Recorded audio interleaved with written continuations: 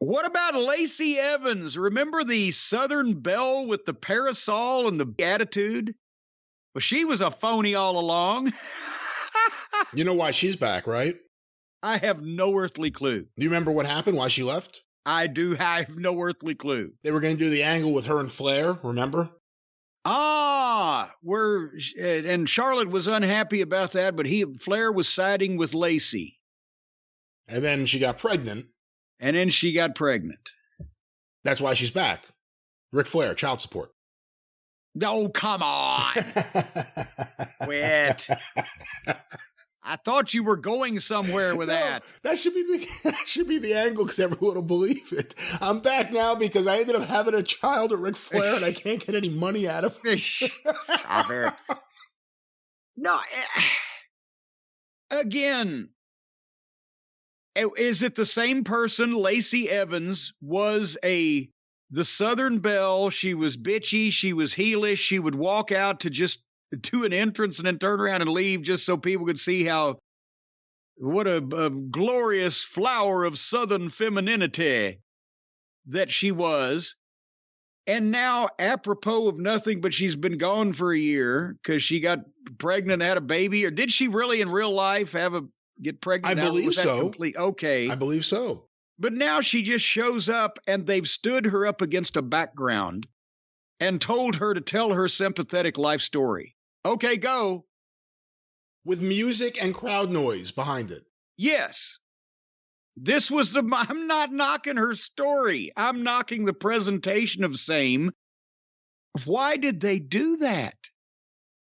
Besides the fact that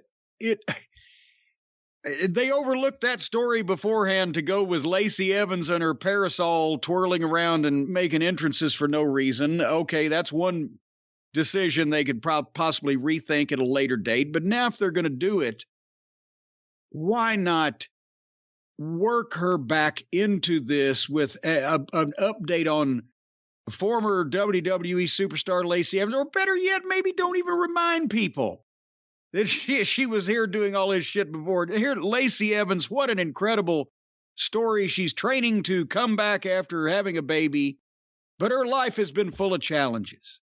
And do a package. Have somebody narrate it.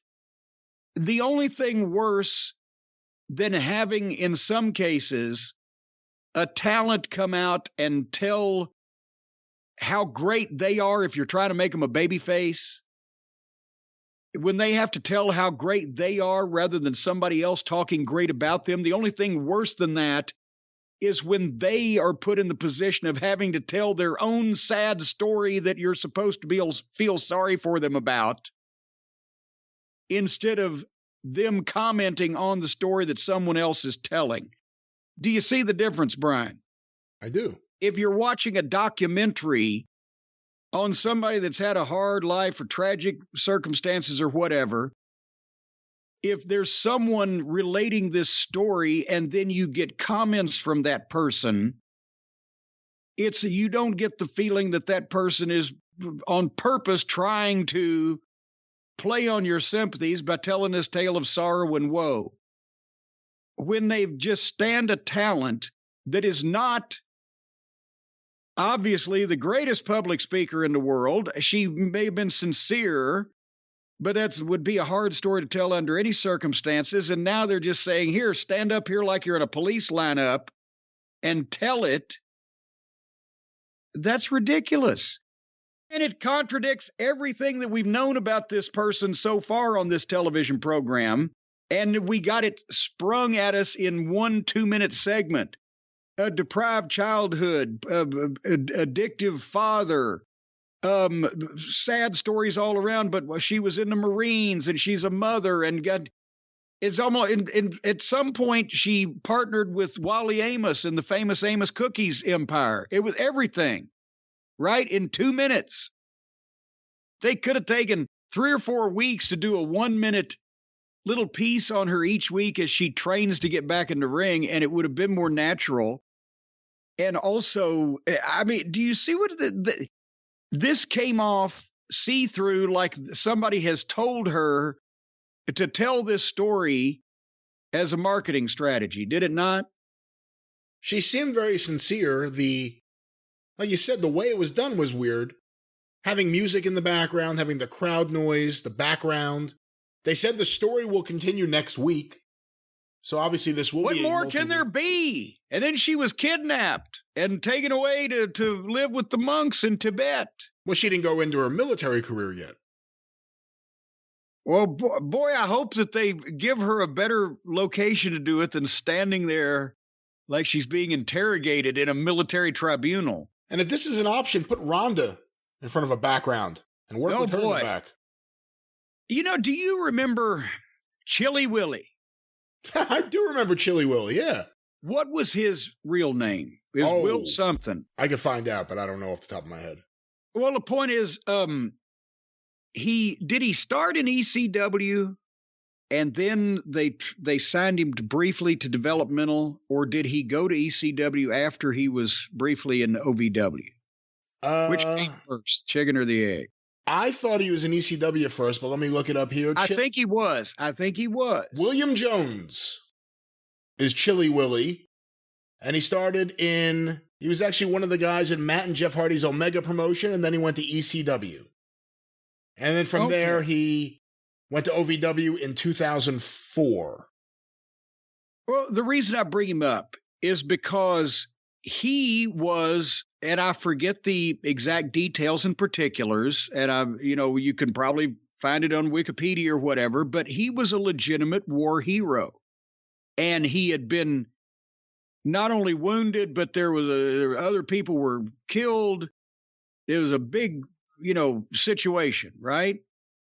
And when they signed him to developmental, they sent him to OVW, and they wanted to use him obviously as a baby face, and they wanted to acknowledge and tell the story of his military service, and then how he wanted to get into wrestling, and here he is now. And I mean, that would make him a big baby face because of the circumstances behind his story. And he could tell it to you. I sat with him in the office, me and him and Danny Davis one day, and he told us this story, and it was incredible. And if you were in a 2 or 3 person group, or, the camera wasn't on, or whatever the case, he could tell you this story, but he couldn't tell it on television.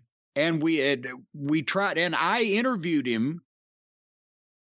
One of my talents, I don't think anybody has disputed, was being able to, with younger, greener guys, do a little fill when they got stuck, or maybe say a word that would prompt them or keep them on track or whatever, just from the amount of interviews I've done.